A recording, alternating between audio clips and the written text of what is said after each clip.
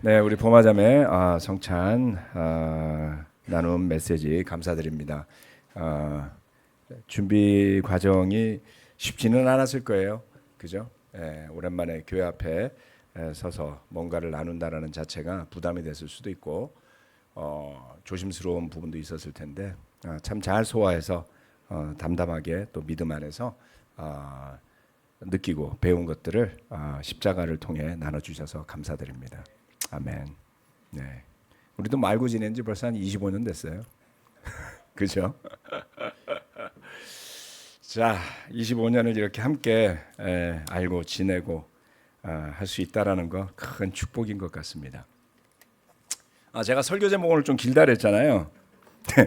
그래서 원래 설교 제목을 정할 때 대체로 이렇게 머리에 쏙쏙 들어가는 단어 뭐 이런 걸로 해서 포인트도 좀 남기게 하고 막 이러는 목적이 있는데 제가 30년 목회를 해보니까 그거 기억하시는 분들이 별로 없어요. 그래서 에라 모르겠다 그냥 길게 한번 해보자. 그리스도 안에서 사는 하나님의 작품, 이거 우리 이야기입니다. 설교하기 전에 올해 우리 여름 수련회에 대해서 간략하게 좀 말씀을 드리고 싶은데요. 올해 수련회는 주제가 성장, 성숙입니다. 뭐 성장 그러면은 과거의 트라우마가 떠오르시는 분들도 있을 것 같고, 이제는 뭐 전부 다 나이도 좀 들고 그래서 노후를 준비하는 입장에서 무슨 성장과 성숙을 이야기하냐 이렇게 생각하실 분들이 있을지 모르겠는데, 여러분 우리는 여전히 하나님이 허락하시면 성장하고 성숙해 갈 수 있습니다. 네. 최근에 무모한 도전하시는 분들이 몇몇 분들 계시거든요. 정말 열심히 팔로우업을 하고 계세요. 저도 이번에는 지난번에 실패를 거울 삼아 암기 이런 거 안 하고 몸으로 하기 이런 걸 했더니 훨씬 쉬웠어요. 하지만 성장하는 느낌이 들 때 그 기분은 정말 묘하죠. 이제 저도 환갑을 앞두고 있는 나이인데 얼마 전에 충격을 좀 받았어요. 안식 올 때 어디 갔더니 뭐 관공서 이런 데 가면 주로 직원들이 아버님 이렇게 부르고요. 그다음에 지나가던 젊은 부부가 그 애기하고 뭐 이렇게 하다가 애가 한 5살, 6살 됐나 그랬더니 아니 할아버지 저기 이렇게 하지 않도록 할아버지 됐어요.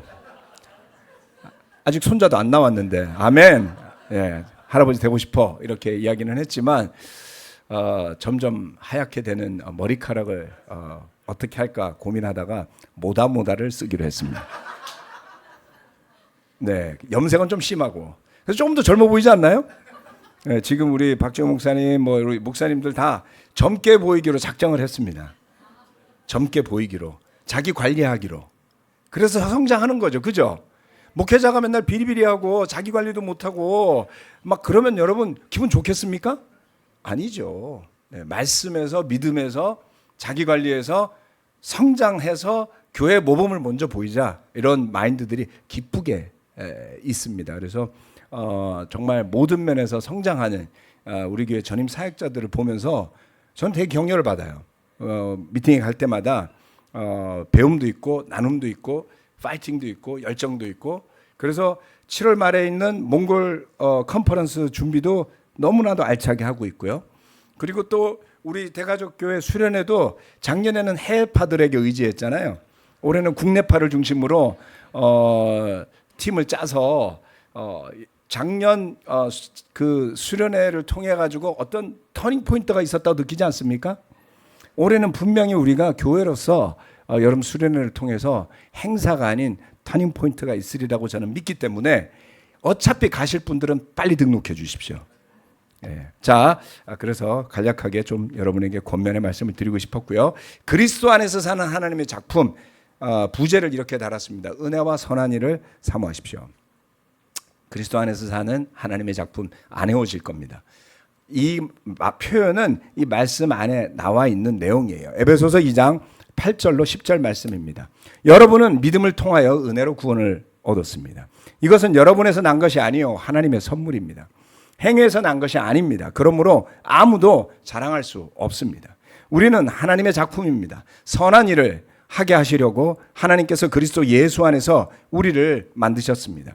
하나님께서 이렇게 미리 준비하신 것은 우리가 선한 일을 하며 살아가게 하시려는 것입니다. 제가 이 설교를 작년에 2월쯤에 준비하려고 초안만 써놨던 것을 발견을 했어요. 그때 설교 제목은 선한 일을 사모하십시오였습니다. 그런데 보니 하나님의 작품이 눈에 많이 들어왔어요. 그래서 제목을 그리스도 안에서 사는 하나님의 작품으로 바꿨습니다. 이 구절들 여러분들 눈에 익숙한가요? 네, 좀 많이 읽어본 구절이죠. 예, 성경 말씀을 오래도록 묵상하다 보면 어떤 구절에 대해서는 좀 선입견 같은 게 생깁니다. 아, 나 이거 알아. 그러니까 눈으로 쓱 읽고 쓱 지나가게 됩니다. 그런데 내가 분명히 잘 알았다고 생각했는데 어느 순간 그 구절이 좀 낯설게 느껴지는 순간들도 있죠. 그래서 멈춰 서게 되고 그 구절의 전후의 맥락을 살피게 되고 다양한 버전의 성경을 읽어보고 시간이 되면 주석서도 찾아보고 하면서 공부를 하게 되죠. 한 단어 새겨보고, 그리고 그때에 어떠한 새로운 의미들이 마음속으로 들어오면 진리의 깨달음과 흐름이 우리 속에서도 살아있구나, 이런 느낌을 얻을 때가 있습니다. 그래서 그렇게 말씀을 묵상하고 공부하게 되면 고정관념을 깨부시기도 하고요. 그리고 원래 알고 있던 확신을 더 강화시키거나 풍성하게 만들기도 하죠. 저는 이 세 구절 중에 8절 9절을 우리 교회에 와서 성경 공부하기 전에 이미 암송하고 있었던 구절이었습니다. 그러다 보니까 암송이 장점이 있고 단점이 있어요. 옛날에 왜 여러분 이렇게 카드에 해가지고 막 이렇게 암송하는 거 있잖아요. 그렇죠? 그런 거 막 49절, 109절 막 이렇게 암송하는 사람들이 있었는데요. 우리 교회 오니까 암송을 안 시키더라고요. 그래서 신났다 그러고서는 안 하니까 많이 까먹게 됐어요. 암송을 하면 장점도 있는데 단점은 뭐냐면 그 다음 구절을 잘 안 보게 돼요. 그러니까 8절 9절은 암송하는데 10절 말씀 몰라. 이런 패턴이 좀 있다. 그래서 10절 말씀이 너무 와닿으면서 이 말씀에서 정말 전달하려고 했던 의미가 뭔지를 깨닫게 되었던 거죠. 그래서 그 부분에 대해서 오늘 여러분과 나누고 싶은 겁니다. 첫 번째, 우리에게서 난 것이 아닌 하나님의 선물, 구원입니다. 믿음을 통해 은혜로 구원을 얻는다. 이거 혹시 반대하시는 분 계세요? 내지는 이거 동의할 수 없어요, 이런 분 계세요? 예. 이게 우리에게서 난 게 아니니까, 우리가 한 게 아니고 하나님 주신 선물이다, 이렇게 이야기했습니다. 행위에서 난 것이 될 수가 없고 행위에서 난 것이 아니기 때문에 아무도 자랑할 수 없다. 뭐 당연히 이해가 되는 부분이죠. 우리가 믿음을 가져서 그 믿음 때문에 구원에 이르게 된다고 했는데 이게 우리에게서 난 게 아니라 은혜로 주어진다고요? 그럼 믿음의 역할은 도대체 뭘까요? 우리의 믿음은 뭘까요? 예. 우리의 믿음은 질량을 가지지 않은 실체가 불분명한 입증할 수 없는 그런 어떤 추상적인 개념일까요? 물리학 하시는 분들한테 가서 물어보세요. 전자는 질량이 있습니까? 없습니까? 양자 물리학에 들어가면 복잡한 걸 갖고 막 이야기하거든요. 살짝 그런 느낌이 저는 들었습니다. 믿음을 가졌다고 했는데 그거는 우리가 아무것도 안 한 걸 의미하는 걸까? 여러분 생각해 보세요. 이거 되게 헷갈리는 개념이에요. 예. 바울은 왜 그걸 굳이 강조해서 자랑해서도 안 되는 거라고 이렇게까지 이야기했을까? 저는 이렇게 고민을 해봤습니다. 우리의 믿음은 어떤 하나의 신호 같은 것이다 라고 느꼈습니다. 그것이 구원을 가능케 한 것은 아니다. 즉 모든 일을 하나님이 예비, 즉 준비해 주셨고 공급해 주셨고 우리 앞에 펼쳐 주신 거예요. 그래서 우리가 그걸 딱 봤더니 아, 이게 뭔지 알겠다 이거죠. 네? 아, 이게 그런 거구나 알게 되는 거예요. 그래서 헬라에서는 그걸 기노스코라 그럽니다. 알게 되는구나. 네, 거기에서 그노시즘, 영지주의가 나왔다 그랬죠. 알아야지 됩니다. 아하, 이렇게 된 거죠. 그 다음 그걸 믿게 되잖아요. 봤으니까. 그럼 믿게 되잖아요. 네. 그런데 그것을 알고 믿은 것을 일로 우리가 한 것이다라고 주장할 수 있겠느냐라는 겁니다. 이것은 수동적인 거거든요. 여러분, 믿음은 능동적인 게 아니에요. 우리가 창조해낸 게 아니라고요. 하나님께서 준비하시고 보여주시고 다 공급해 주신 것을 우리가 알게 되고 그래서 그것을 받아들여서 믿은 거예요. 수동적인 거란 말이에요. 그러니까 이 모든 것을 준비하신 분이 하나님이란 뜻이죠. 그렇죠? 예. 모든 음식을 준비해 놓고 그냥 가서 먹기만 했는데 먹은 걸 공로라고 할 수 있겠습니까? 우리는 그 음식에 기여한 게 없잖아요. 예. 그와 같은 것입니다. 그래서 모든 것은 하나님이 하신 일이고 그것을 보고 알고 믿는 것은 너무나 당연한 거죠. 그 당연한 걸 안 하기 때문에 구원을 못 받는 겁니다. 믿지 않으면. 그죠?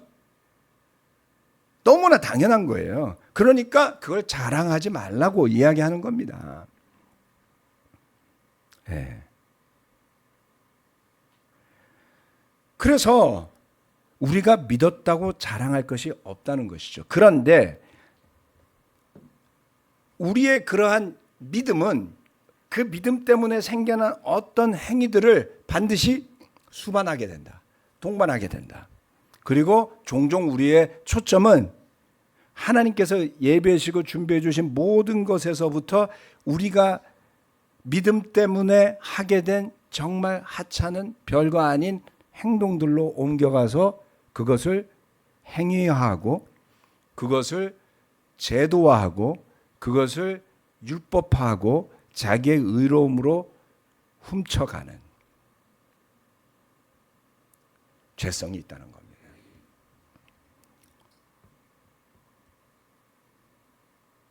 그래서 바울은 구원을 얻게 된 것을 생각할 때 행위라는 율법의 냄새를 풍기는 것과 연결지으면 안 된다라는 것을 강조한 겁니다. 바울이 은혜를 강조한 것을 바울의 삶을 모르고 초대교회의 상황을 모르고 그냥 보면 자기 편리한 대로 이 구절을 받아들이고 이해해서 멋대로 사는 방종의 신앙으로 흐를 가능성이 있습니다. 바울이 왜 그렇게 은혜를 강조했을까요? 그가 바리새인으로서의 과거가 있었던 것이다. 그런 것을 생각해 봐야 됩니다. 그가 예수님을 믿고 회개하고 침례받아 거듭나고 난 다음에 바로 그가 겪었던 일은 뭐였죠? 거센 반박과 핍박이었어요. 누구로부터? 동료 바리새인들로부터였죠. 그렇지 않았습니까? 동료 바리새인들이 바울을 죽이려고 쫓아다녔어요. 그것까지는 이해할 만합니다.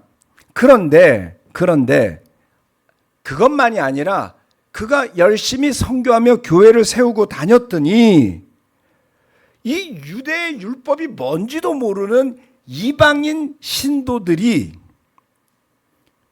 율법적 성향을 가진 유대인 기독교인들의 영향을 받아서 행위의 신앙으로 변질되는 것을 경험하게 된 것이죠. 여러분 한번 생각해 보세요. 얼마나 마음이 쓰라렸을까요? 자신은 탈출해 나왔단 말이에요. 그 율법주의에서, 그 행위 중심에서, 그것을 자랑으로 삼는 오만한 문화에서 겨우겨우 탈출해 나와서 전혀 그러한 배경이 없는 이방인들에게 복음을 전했는데 그 이방 교회들이 율법주의로 돌아가고 있어요. 바울의 기분이 어땠을까요? 참담한 것이죠. 율법주의의 덫과 늪으로 이방인들이 그냥 줄지어서 들어가는 거예요. 바울은 그런 걸 보면서 아주 통탄해했습니다. 갈라디아서 1장 6절로부터 8절. 그러한 배경을 마음에 두고 이 구절을 한번 읽어보고 에베소서 2장 8절 9절 10절 말씀을 연결하면 훨씬 더 그 뜻이 와닿습니다. 여러분을 그리스도의 은혜 안으로 불러주신 분에게서 여러분이 그렇게도 빨리 떠나 다른 복음으로 넘어가는 데는 나는 놀라지 않을 수 없습니다. 실제로 다른 복음이 있는 것은 아닙니다. 다만 몇몇 사람이 여러분을 교란시켜서 그리스도의 복음을 왜곡시키려고 하는 것뿐입니다. 그러나 우리들이나 또는 하늘에서 온 천사일지라도 우리가 여러분에게 전한 것과 다른 복음을 여러분에게 전한다면 마땅히 저주를 받아야 합니다. 와우. 바울 강하죠? 다른 복음을 전하면 마땅히 저주를 받아야 한다고 했어요. 얼마나 강력했어요? 어떤 사람들은 마치 그들이 바울에게 배우지 못한 어떤 비밀스러운 복음이라도 있는 것처럼 여기며 그들을 홀려서 율법주의자들의 말을 따르게 했어요. 대단한 기술이죠. 교회는 늘 그런 사람들이 있기 마련입니다. 네. 여러분 그거 분별해내는 책임은 여러분 자신에게 있어요. 네. 목사가 아무리 하려고 그래도요, 안 들을 사람 안 듣더라고요. 네. 물론 분별력 있는 분들이 여기에 계셔서 저는 감사하게 생각하지만 그러지 못한 사람들도 많습니다. 바울은 그처럼 왜곡된, 율법화된, 변질된 다른 복음을 전하는 사람들을 저주를 받아야 한다라고 아주 일갈했어요. 강력하죠? 예, 제가 이런 단어 쓰면 목사님 진정하세요 이랬을 거예요. 저는 이런 표현 쓴 적이 없어요.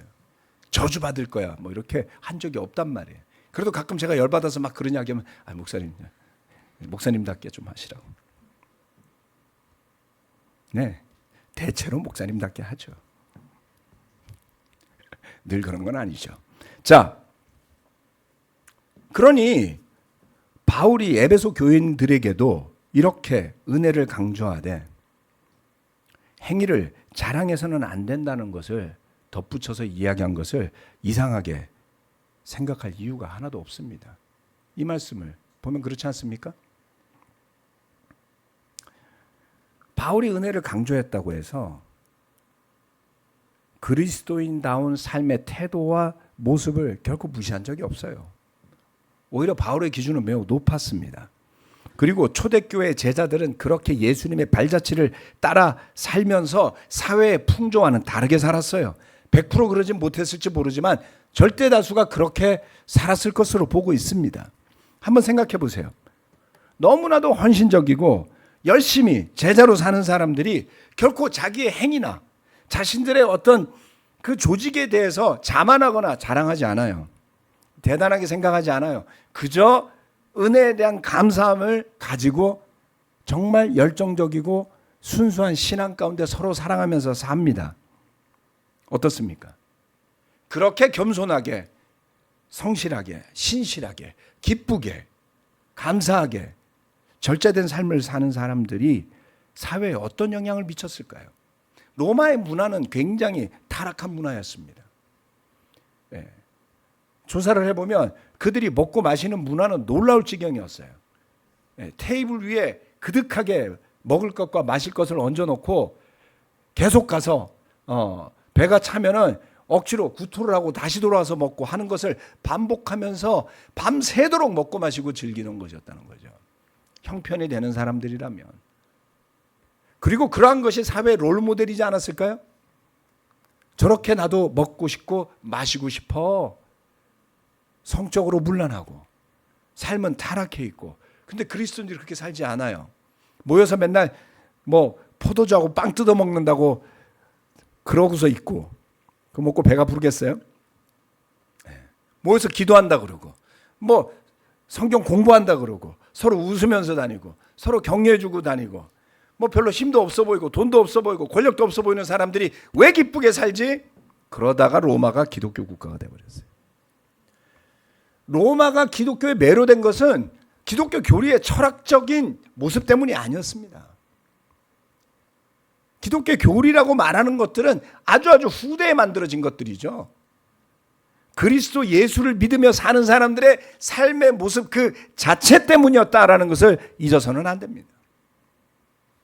너무나 소중한 선물을 은혜로 받았다는 것을 굳건하게 믿으며 사는 사람들, 그래서 그들의 삶의 모습, 그들의 생각, 그들의 마음가짐, 그들의 행동조차도 그 은혜에서 비롯된 것이니 그것이 어떻게 영향을 미쳤을지 상상할 수 있습니다. 저는 우리 교회에 대해서 너무나도 자랑스럽게 생각하고 감사하게 생각합니다. 그 감사함은 우리가 쌓아올린 업적 때문이 아닙니다, 여러분. 제가 종종 그런 이야기 하죠. 1000명이 넘었을 때보다 지금 교회가 더 좋다고요. 그 말은 절대 허투루 하는 말이 아닙니다. 그 1000명이 넘는 교회를 맡아서 담임 목사하셨던 박지호 목사님도, 그분도 지금 온라인 교회 막 여기저기 흩어져 있는 수십 명밖에 안 되는 제자들을 만나려고 뭐 부산으로 뭐 대구로 대한민국을 다 뛰어다니고 계시잖아요. 그게 진정성입니다, 여러분. 단 한 사람을 사랑하겠다는 결심, 단 한 사람이라도 제자로서 돕고자 하는 진정성이요. 여러분, 그게 좋은 교회 아닙니까?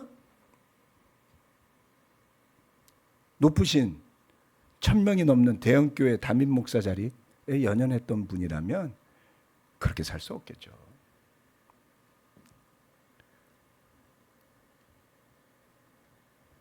예수 그리스도를 우리에게 보내주신 하나님께 감사하는 마음들, 믿음들, 그것이 형제 자매들에게 스며들어 있고 그것이 여러분의 삶의 태도에서 나타나고 있고, 그렇기 때문에 우리가 완전하지 않아도 사랑스럽고 때때로 실수한다 할지라도 밉지 않고 언제든 서로를 용서할 수 있고 그리스도를 향해 함께 가는 여정을 할 수 있는 축복을 누리기 때문입니다.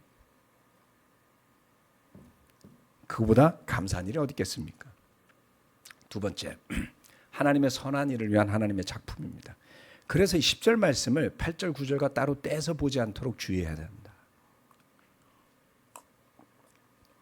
은혜로 인한 구원을 강조하려고 8절 9절을 암송 9절에 세트에 묶어놓은 분의 의도를 이해할 수 있지만 10절을 떼놓은 것은 큰 실수였다라는 생각을 저는 뒤늦게 하게 되었습니다.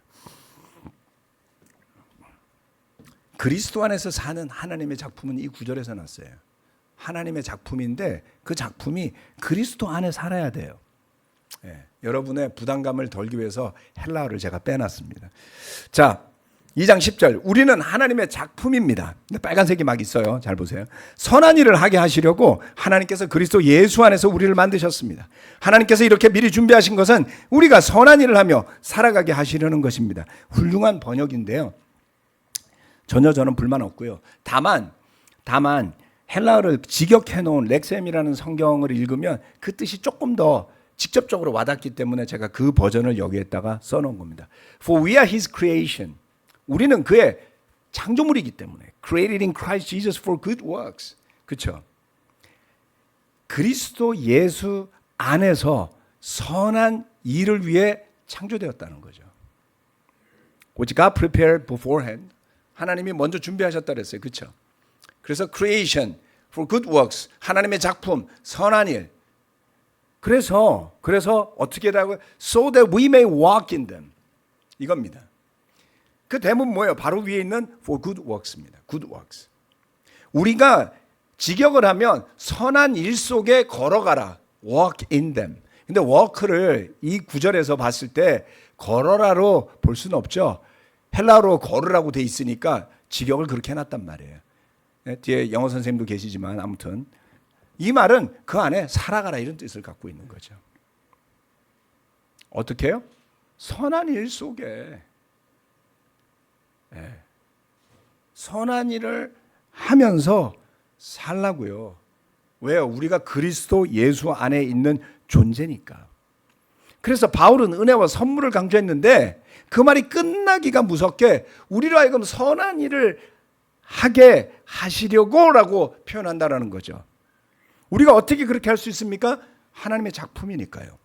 우리의 삶의 주권이 자신이 아닌 하나님에게 있음을 고백하는 게 바로 이 구절입니다.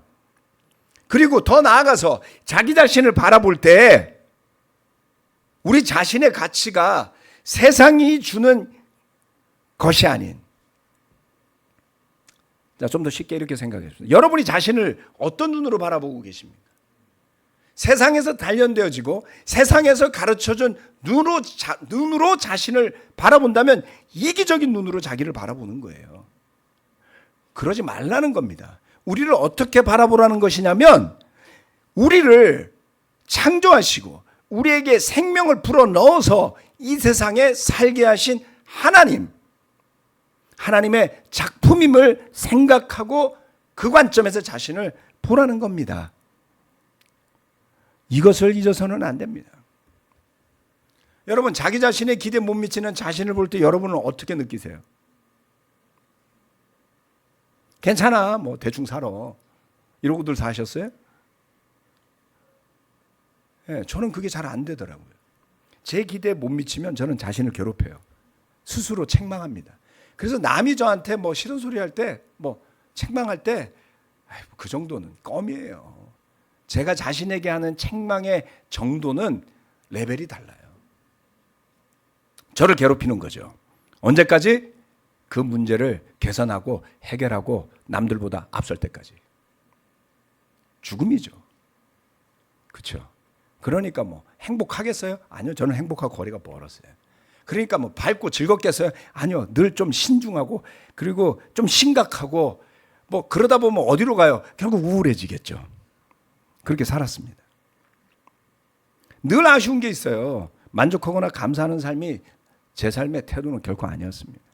그런데 오랜 시간 제자가 되고 나서 그게 뭐 제자 돼도 그냥 없어진 건 아니에요. 그런데 오랜 시간 말씀을 묵상하고 기도하면서 지내며 깨닫게 된 것이 나 자신의 소중함의 근본이 어디에 있느냐라는 것입니다. 이게 어디에서 오는가라는 것입니다. 그것이 내 자신의 기준일 땐 늘 불안하고요, 아쉬워요. 그리고 행여라도 실수를 하면 다운이 됩니다. 그것을 회복할 때까지 시간이 걸려요. 네. 가혹하죠, 자신에게. 그러면 남한테는 너그러울까? 아니요. 바운더리가 있으니까 너그럽게 대하는 거예요. 남이니까. 그런데 아내나 자식들한테는 그게 잘 안 돼요. 제 자신이 일부라고 여기기 때문이죠.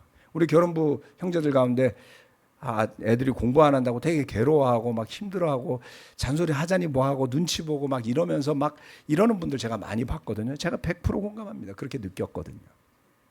그런 여러분은 자신에게 가혹했던 거예요. 그렇죠? 그런 여러분은 자존감도 별로 높지 않을 가능성이 높습니다. 그거를 극복 못하면 자녀들은 집에 안 있을 겁니다. 꼴보기 싫어서 나갈 거예요. 빨리 회개하길 잘했죠. 아직은 우리 아들들이 집에 살고 있으니까요. 내 자신의 가치가 내 자신이 아니라 나를 만드신 하나님에게 있음을 분명하게 인식하고 그것을 확신하게 되면서 불완전함에 대한 제 자신의 불만이 놀라울 만큼 많이 사라졌습니다. 완전하진 않아요. 그런데 부족한 거를 인정하게 됩니다. 그럴 수 있죠. 그리고 노력할 수 있게 됩니다. 그만큼 기뻐지고 그만큼 행복해지는 거죠. 그래서 저는 이것을 우리 자녀들에게 너무 가르치고 싶었습니다. 너희는 세상이 뭐라고 하건 하나님이 이 땅에 살게 해준 그런 존재들이야. 너희들의 삶은 하나님이 축복하고 지켜주실 거야. 애들이 뭐 알 게 뭐예요? 보이지도 않는데 그냥 맨날 그 소리 듣고 평생 산 거예요. 그러다 보니까 살다가 힘들면 기도해요. 교회는 안 나오려고 그래. 근데 힘들면 기도해요. 잘했다. 네. 우리 중에 정말 누구도 의지하지 않고 그냥 혼자 독야청청 남산 위의 조소나무처럼 살 사람이 누가 있습니까, 여러분? 그렇게 살고 싶은 사람은 가서 남산에서 살라고 하세요. 그렇게 되지 않습니다. 외로움보다 더 지독한 형벌은 없잖아요. 혼자 잘하려고 할 필요가 없다는 겁니다. 하나님이 만들어 주셨다. 그래서 우리 자녀들이 믿음으로 주님 안에서 거듭나는 순간에 더 이상 그들 자신을 세상의 눈으로 정죄하고 책망하지도 하지 않아도 되는 하나님의 작품으로 거듭난다는 것이죠. 이 분명한 확신 없이 이렇게 불확실하고 변화가 많은 세상을 살아가려고 하면 정신이 온전할 수 없습니다. 믿음으로 거듭나서 살아가는 우리는 더 이상 자신 안에 머무는 존재가 아닙니다. 그리스도 예수 안에서 만들어진 존재로 거듭난 것이죠. 그래서 우리가 그리스도 예수 안에서 사는 존재가 되었으니까 성령의 일깨우심을 통해서, 성령의 인도하심을 통해서 선한 일, good works, 하나님의 선한 일을 분별하고, 그렇죠? 그리고 그러한 속에서 살아가는 겁니다. 그게 뭐가 됐건, 그게 조그마한 목표가 됐건, 그게 원대한 목표가 되었건, 선한 일을 위해 살고 있다면 축복된 삶인 것입니다. 그 선한 일은 우리의 믿음의 선한 고백에서 시작이 되는 거죠. 지난주에 오후 예배 때 찬혁이가 이제 여기서 막 세례를 받는데, 찬혁이가요 딱 보면 아빠를 닮았어요. 별로 감정적이지 않아. 그래서 처음에 성경 받는다 그래서 찬혁이가? 이렇게 생각했다가 세례 받을 준비가 됐다고 그래서 제가 만나봤어요. 처음 딱 만났더니 그 용각산도 아니고 말이야, 이 소리도 아니고 저 소리도 아니고 무슨 냄새도 안 나고 성경 공부를 한 건지 안 한 건지 잘 모르겠고 무색무취해요. 그래서 제가 기도 좀 하고, 부모님도 우리 애가 이래도 세례 받아도 되나요? 막 이런 소리를 했다는 거라서 제가 공감이 됐어요. 자기 아들을 누구보다 잘하는구만. 걱정돼서 한 번 더 만났습니다. 가만 보니까 감정 기복이 없어. 그러더니 찬영이가 결정적인 한마디를 하더라. 제가 뭐 여기서 시간을 더 보내건 뭐 이대로 세례를 받건 별반 차이가 없을 것 같아요.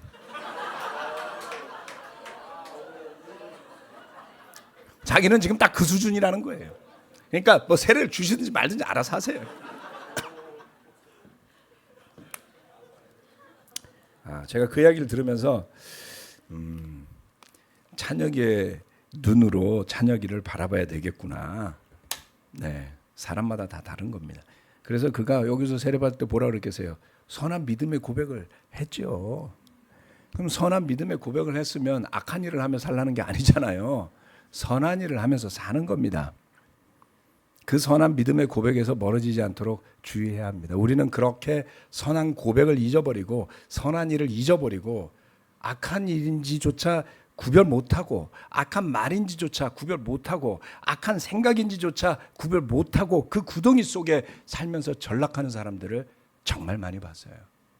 여러분, 그렇게 절대 되지 말아야 합니다. 선한 일, 그것은 믿음의 선한 고백에서 시작되고요. 우리의 영에서부터 흘러나오는 신령한 찬양과 서로를 향한 아름다운 말들, 그리고 이웃을 챙기는 너그럽고 은혜로운 태도로 연결되는 겁니다. 그것이 교회의 문화를 형성할 수 있어야 됩니다. 이것은 제 이야기가 아니에요. 성경이 그렇게 이야기하거든요. 에베소서 5장 19절. 시와 찬미와 신령한 노래로 서로 화답하며 여러분의 가슴으로 주님께 노래하며 찬송하십시오. 우리가 서로 하나님의 작품임을 결코 잊지 맙시다. 제가 그래서 어디 멋진 작품 사진 하나 늘려다 말았어요. 어떠한 미술가의 작품도 살아서 움직이고 숨쉬고 하나님을 찬양하는 여러분보다 아름다운 작품은 없으니까요. 네. 그런 작품을 마주하는 우리가 감탄하지 않으면 그 나쁜 거 아닙니까? 그렇죠? 자기 부인만 아름답다 그러지 말고 다른 형제 자매도 아름답다고 해주세요. 그렇죠? 네. 얼마나 놀라운 개성 있는 하나님의 작품들인지 저는 깜짝깜짝 놀랍니다. 시간을 보낼 때마다 이 형제가 이런 구석이 있었구나, 이런 면이 있었구나. 믿음 때문에 저와 여러분이 얼마나 특별해졌는지를 생각합시다. 이것을 잊지 않는다면 우리의 마음의 태도는 무척 달라지게 될 겁니다. 진정으로 그리스도 안에서 살아가는 나날이 이어지고 그 넘치는 축복을 우리가 소중히 여기는 가족과 친구들과 나아가서는 이웃에게도 나누게 되겠죠. 그것이 지금 우리 안에 넘쳐가고 있다는 겁니다. 그래서 그런 마음으로 기도하면서 올여름 수련회를 좀 미리 참여하실 분들은 준비하시기를 부탁드리겠습니다. 기도하고 마치겠습니다.